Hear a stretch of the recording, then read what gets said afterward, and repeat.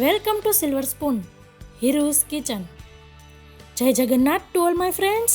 વિશ્વ પ્રસિદ્ધ જગન્નાથપુરી મંદિરમાં દરરોજ 56 પ્રકારના ભોગ બનતા હોય છે અને આ ભોગ ભગવાનને ધરાવ્યા પછી મહાપ્રસાદ બની જાય છે.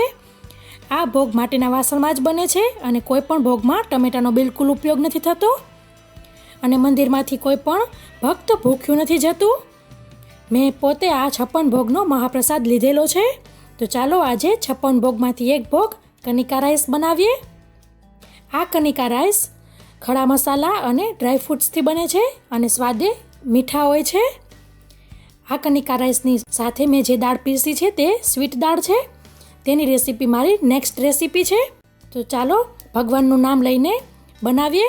સૌ પ્રથમ એક બાઉલમાં બાસમતી ચોખા લેવા અને તેને આવી રીતે 2 વખત સરસ ધોઈ લેવા.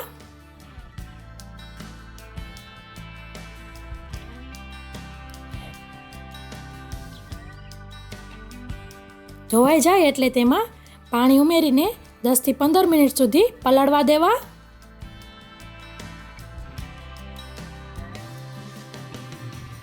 પછી એક કડાઈમાં ઘી લેવું.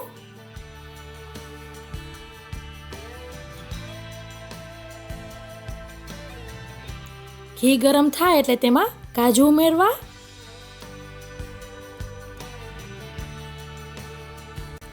કાજુને આપણે ગુલાબી કલરના થાય ત્યાં સુધી ફ્રાય કરવાના છે. સરસ ગુલાબી થઈ ગયા છે. હવે તેને કાઢી લઈશું.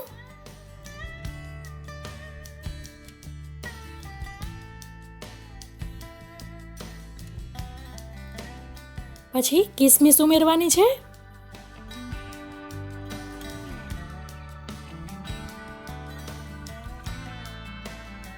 કિસમિસ સરસ ફૂલી જાય ત્યાં સુધી ફ્રાય કરવાની છે.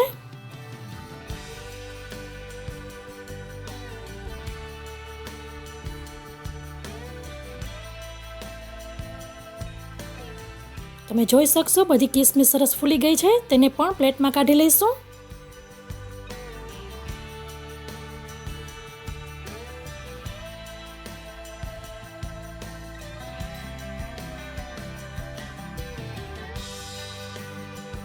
પછી તે જ કડાઈમાં વધારે ઘી ઉમેરવું અને તેમાં તમાલપત્ર, તજ ઉમેરવા અને એલચીને આવી રીતે મેં મોઢા ખોલી લીધેલા છે, તમે જોઈ શકો છો, તે ઉમેરવી. લવિંગ, મરી, બાદિયા અને જાયફળનો ભૂકો લીધેલો છે તે ઉમેરવું.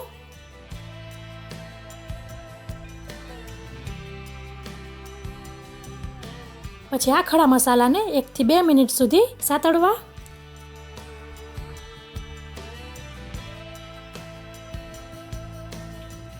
પછી તેમાં જે પલાળેલા ભાત હતા તેને નિતારીને ઉમેરવા. તેને પણ 2 મિનિટ સુધી સાતળવા.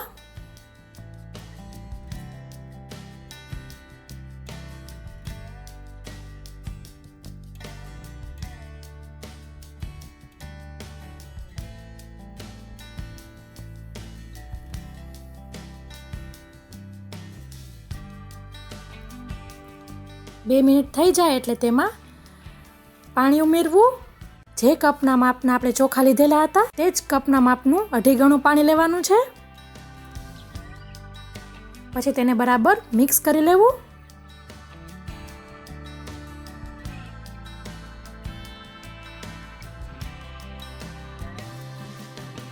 પછી તેમાં હળદર ઉમેરવી,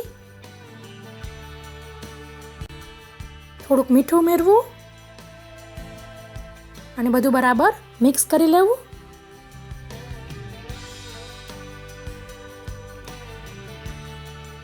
પછી તેને ઢાંકીને ધીમા ગેસે 5 મિનિટ સુધી કૂક કરવા.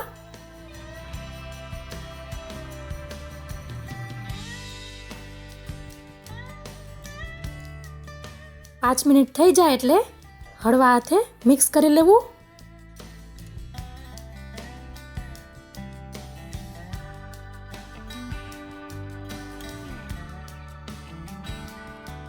અને પછી તેમાં ફ્રાય કરેલા કાજુ અને કિસમિસ ઉમેરવા,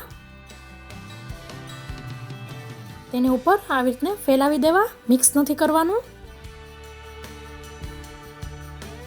પછી તેને 2 થી 3 મિનિટ સુધી ઢાંકીને ધીમા ગેસે ચડવા દેવું. 3 મિનિટ થઈ જાય એટલે તેમાં ખાંડ ઉમેરવી. ખાંડ તમે તમારા સ્વાદ મુજબ વધઘટ કરી શકો છો. ટ્રેડિશનલી આ રેસીપી માટીના વાસણમાં બને છે. પછી તેને આવી રીતે હળવા હાથે મિક્સ કરી લેવું.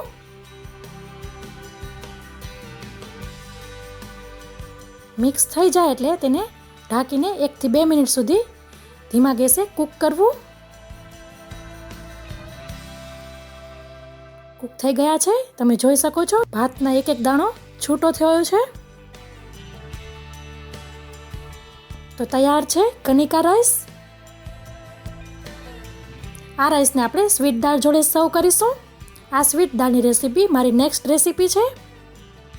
Thank you. આપને મારી રેસીપી પસંદ આવી હોય તો લાઈક કરો અને તમારા ફ્રેન્ડ ઓર ફેમિલી સર્કલમાં શેર કરો. આવજો.